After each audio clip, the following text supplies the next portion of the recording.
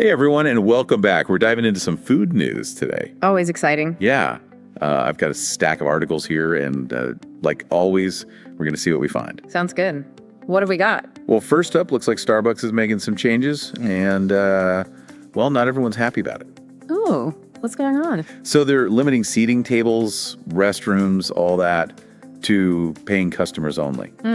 That's interesting. I wonder if we're going to see more of this. Yeah, I mean, it makes sense with businesses facing rising costs these days. Definitely. But cafes have always been these sort of like third places, right? Right, those spaces between work and home where people can relax and connect. Exactly. And this move by Starbucks could really change that whole dynamic. It makes you think about the future of public spaces in general.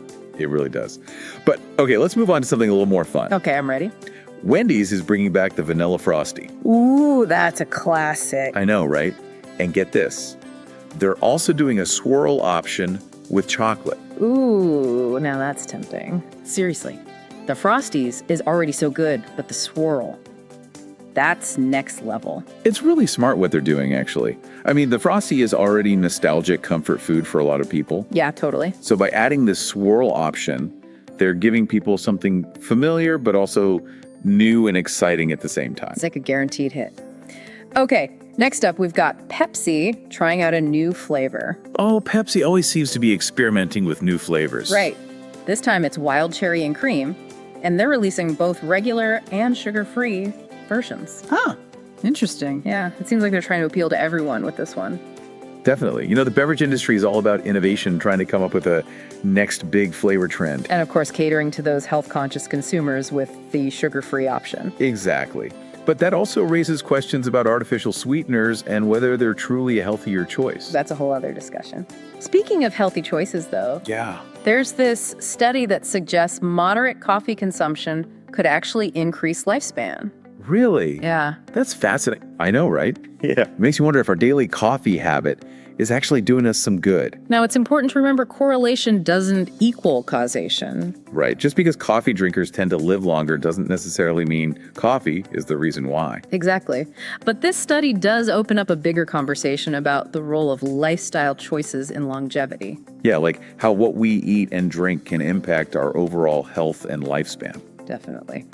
Okay, so what else have we got in the news? Well, let's see. Cinnamon Toast Crunch is launching a new strawberries flavor. Ooh, that sounds interesting. But there's a catch. It's exclusive to Walmart. Ah, smart move. Creates a sense of exclusivity and encourages people to shop there. Exactly. And then we've got Jack in the Box getting in on the wrap game. Wraps, what kind? They're launching two new ones, Chicken Fajita and Chicken Caesar. This one's pretty good, actually. Yeah, and it seems like they're targeting a more health-conscious crowd with these wraps, too. It's definitely a trend. We're seeing more and more fast food chains offering lighter options. For sure. Oh, and one last bit of news.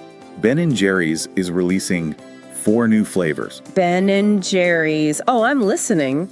They've got chocolate and fudge, swirl coffee and fudge chip strawberries and cream, and vanilla and fudge brownie. Wow, they're really going all out. Right. It seems like they're sticking with classic flavor combinations, but with their signature swirls and chunks. Sometimes you just can't go wrong with the classics. Well, that's about all the food news we have for today. Wow, that was quite a roundup. It was. So much going on in the food world. It really is. You know what stood out to me the most, though? That Starbucks decision. Yeah, it's definitely a big change. It really makes you think about how businesses are adapting to all the challenges they're facing these days. Definitely. And how those decisions can impact us as consumers. For sure. It'll be interesting to see what happens next. Absolutely. Well, thanks for joining us for another Food News Deep Dive. Always a pleasure. And for all you listeners out there, what food news caught your attention? Let us know. Until next time, stay hungry for knowledge. And for delicious food. Exactly. See ya!